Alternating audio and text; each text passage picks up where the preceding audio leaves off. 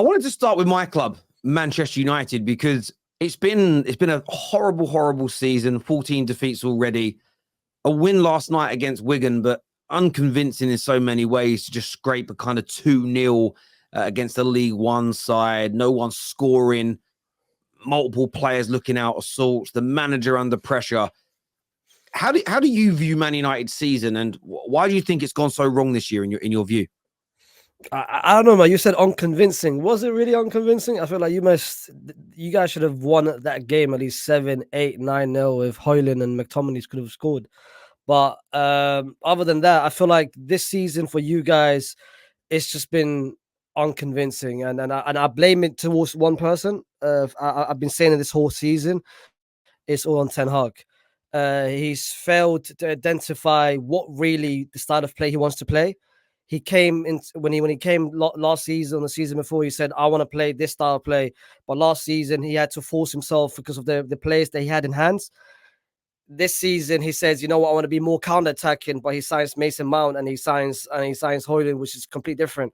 So I don't really understand his strategy on that front. But yesterday's game, I can't lie, this is the most convincing I've seen you play. I feel like Bruno was great. Kobe Mino, I mean, listen, 18-year-old and he's moving like your best player, which is kind of embarrassing for your whole team.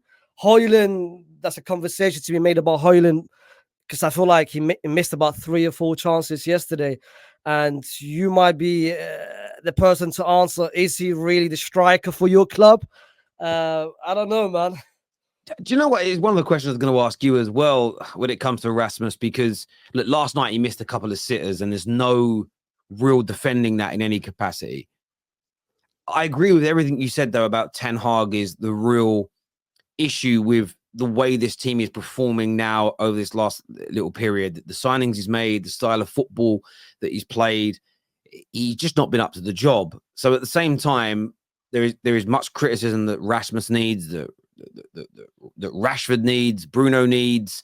You know, we saw Casemiro earlier on this season for the first time, and you know him very well being a Real Madrid fan. The first 5, 6, 7 games of this season, the majority of the Man United fan base said his legs are gone, he's too old, he can no longer hack it at this level. But we all know it was the system that was letting him down. It was isolating him with the 2-8s pushing forward.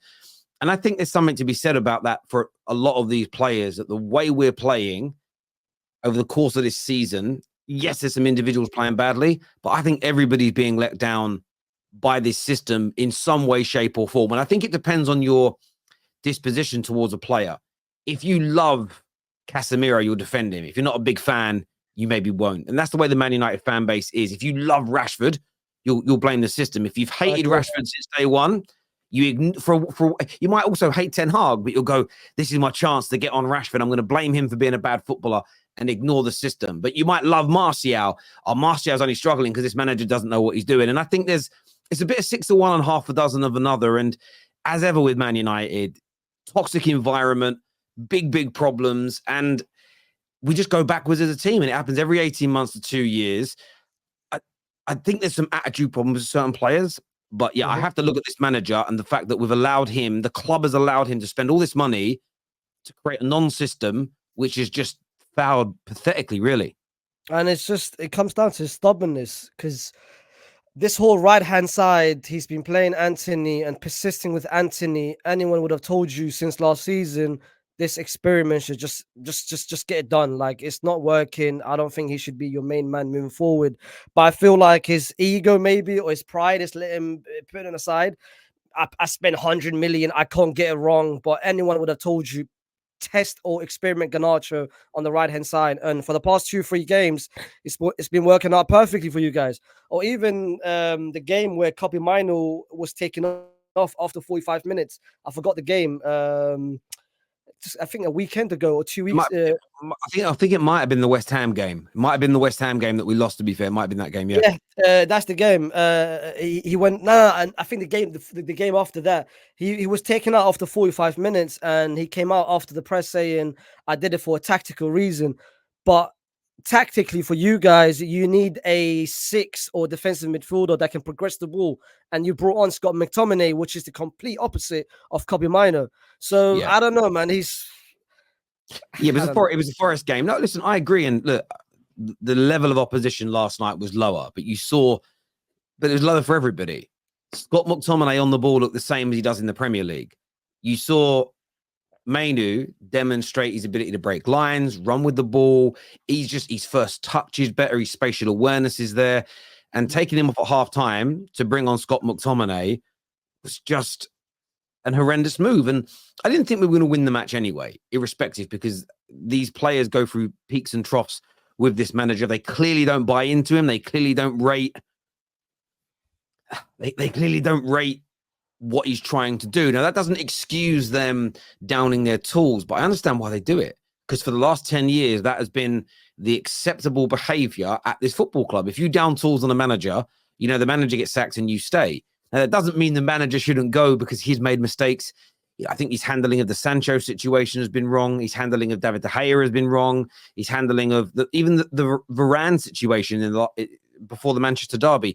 All of these things, I understand why the players have lost faith in him. I get it. But the biggest issue I still have is the fact that the club have allowed this manager to behave this way. They've allowed him to spend this money.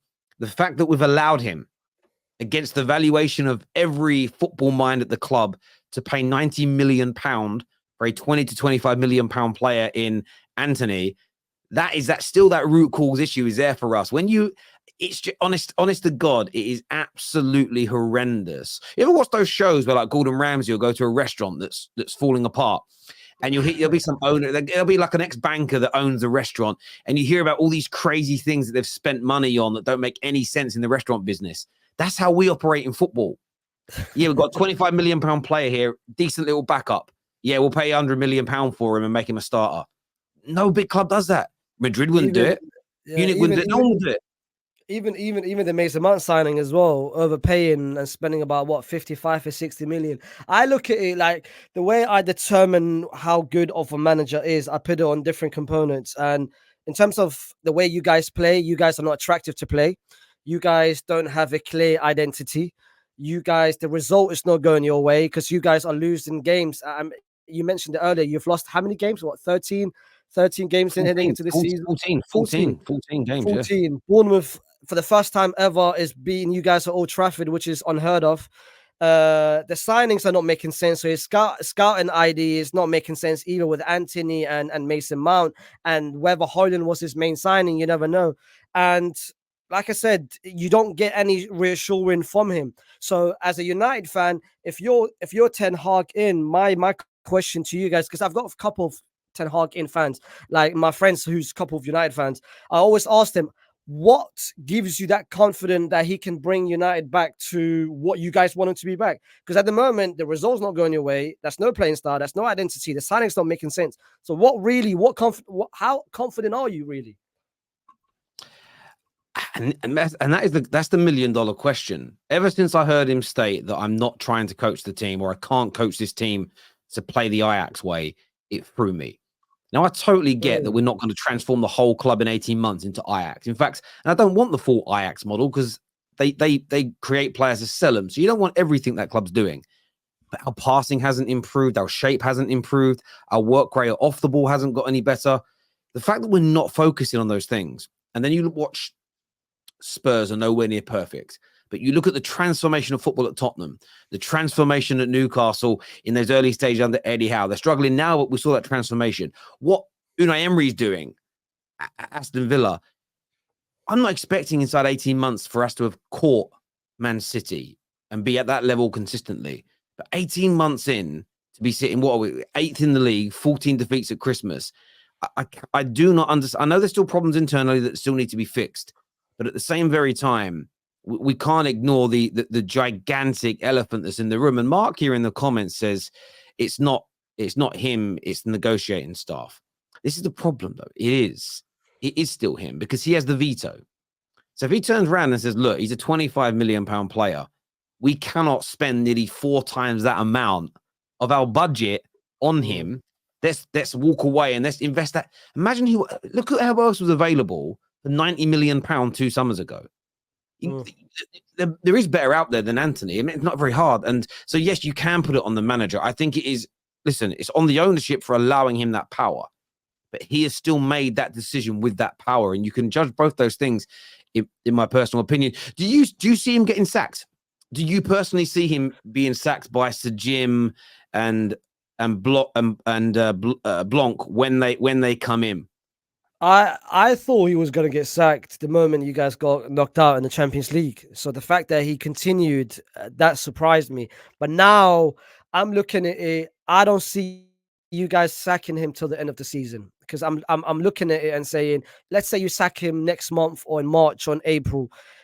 Who really are you going to bring in? So my personal opinion, the way that the new owners are thinking, I think they've already got their eyes and they're trying to find the next manager, and they're just trying to take their time and being patient rather than just going all in, basically. So I feel like they're just scouting who the next manager is, and hopefully by the summer they'll say, you know what, Ten Hag, thank you very much, it's time to go. Because being in Jan and have Luton to score more goals than you at this point is embarrassing.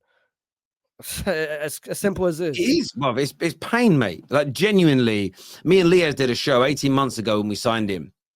And we both said, well, it was Liaz's phrase, but we both agreed with it. And it was, don't cheat the process. Bruv, I want that process cheated on now like it's Cat Moon, bruv. Like it's Cat Slater from EastEnd. I want it cheated on right now. I want him out of this. I want him out the door. I wanted it to work so badly, but it's so obvious.